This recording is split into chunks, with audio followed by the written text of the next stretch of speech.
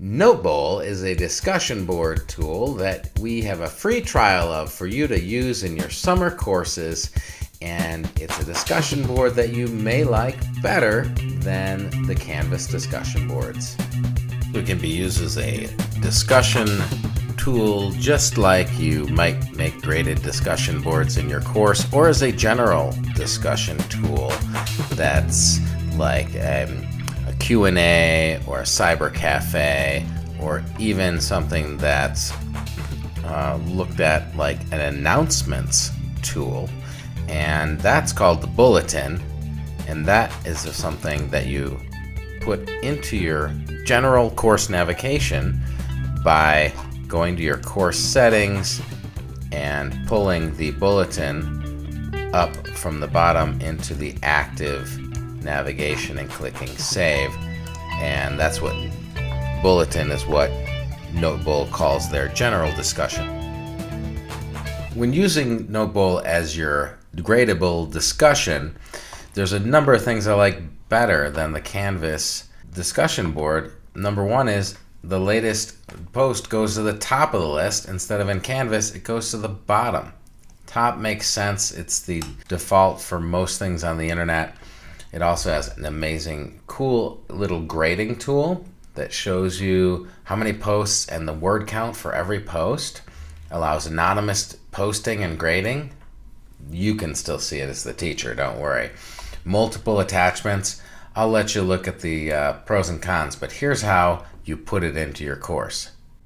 So to create a Notebowl discussion board in your Canvas, you have to create an assignment, not a discussion board, but an assignment. That's where you start. So you can either in a module or in the assignments create a new assignment.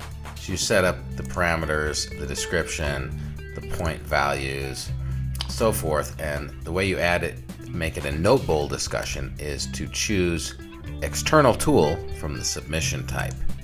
You choose Notebowl from the list of external tools in here, and then give it a due date and an available date, and save that, and you'll now see it as a Notebowl discussion.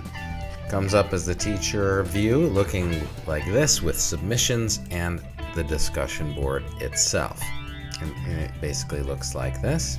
It's a little tighter. It's not as spread out. You don't have to scroll as far to see all of the discussion posts.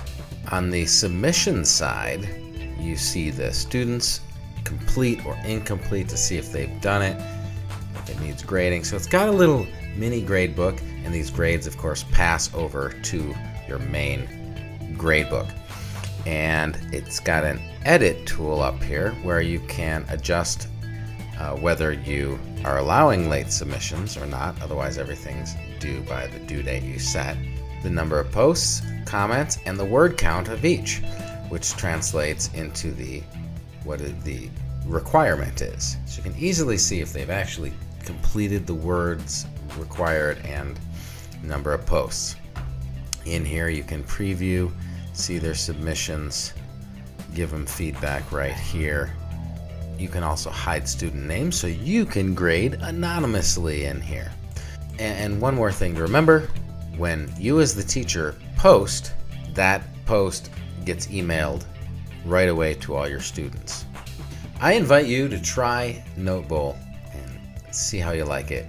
Let us know if it's something we want to have available on a permanent basis to you, and if it improves your online teaching and learning experience.